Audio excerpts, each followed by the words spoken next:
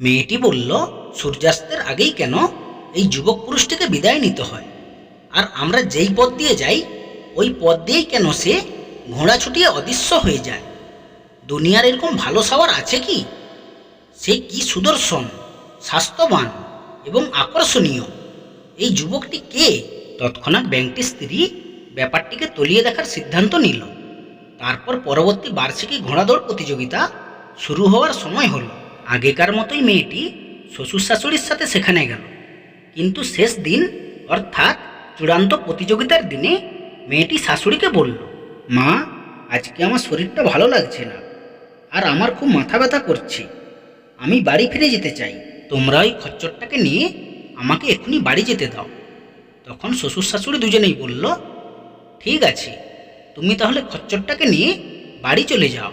তারপর যে খচ্চরটা তাদের তাঁবু বয়ে নিয়ে গিয়েছিল ওটার পিঠে সাওয়ার হয়ে তাকে বাড়ি যেতে দিল। তাদের চোখের আড়াল হয়েই মেয়েটি দ্রুতগতিতে খচ্চরটিকে গৃহ অভিমুখে চালনা করল। তারপর সে বাড়ি পৌঁছেই ব্যাঙের খোঁজ নিল, কিন্তু কোথাও তাকে দেখতে পেল না।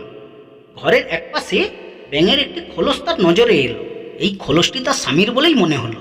তখন মেয়েটি চোখে আনন্দের অশ্রু নিয়ে সে খোলসটাকে কুড়িয়ে নিল, এবং মেয়েটি তখন চিৎকার করে বলে উঠল, হ্যাঁ, যা ভেবেছিলাম তাই। সেই হলো অশ্বারোহী ব্যাঙ, যে কিনা একজন দক্ষ অশ্বারোহীও। আমি তার উপযুক্ত কিনা এখন আমি আর তা ভাবি না। আমি কি সুখী, এবং তার সাথে সাথে কতই না হতভাগ্য।